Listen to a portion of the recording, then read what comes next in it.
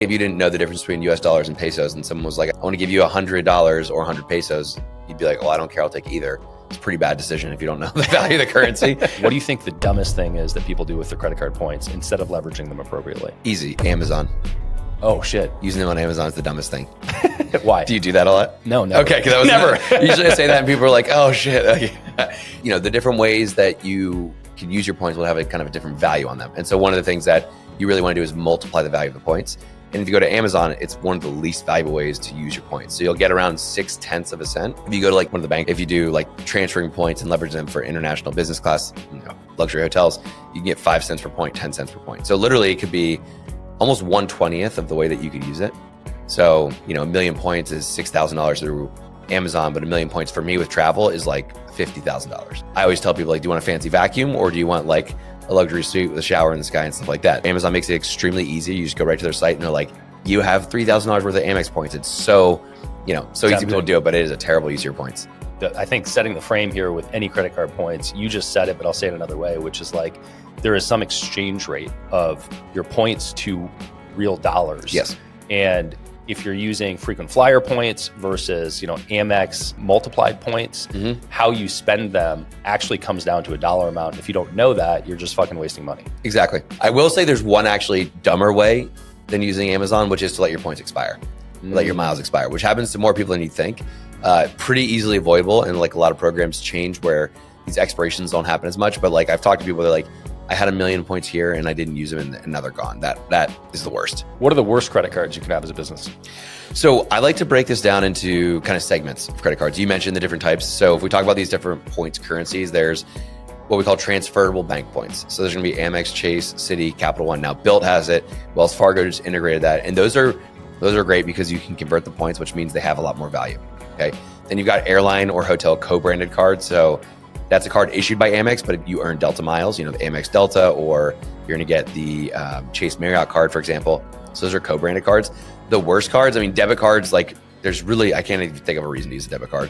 So that would be number one. But number two is going to be non-transferable bank cards. So think of like Bank of America or PNC or TD Bank. You might earn points with them, but you can't transfer them. So it's essentially cash back. So that and cash back are basically the same because there's a fixed value on what you're going to get. And so there's really no upside. If you have the bank points or even the airline co-branded card points, like the, again, Marriott points or Hyatt points or whatever airline, then you can multiply the value of the points and that gives you upside. So I always like to stay to those and I always recommend the transferable bank points first.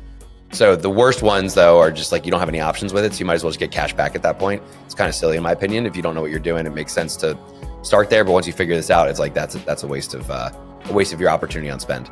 Back to the exchange rate thing. Is there a world in which the bank specific ones that are doing points that aren't transferable, which means you can only spend them internally, which means really it's cash back? Exactly. Are there any of those that the multiple on points you get is enough where the cash back is going to outweigh any of the transferable stuff, or are the transferable ones always better? Yeah, so there's a lot of stuff in this world where it's very conditional because it kind of depends on your situation.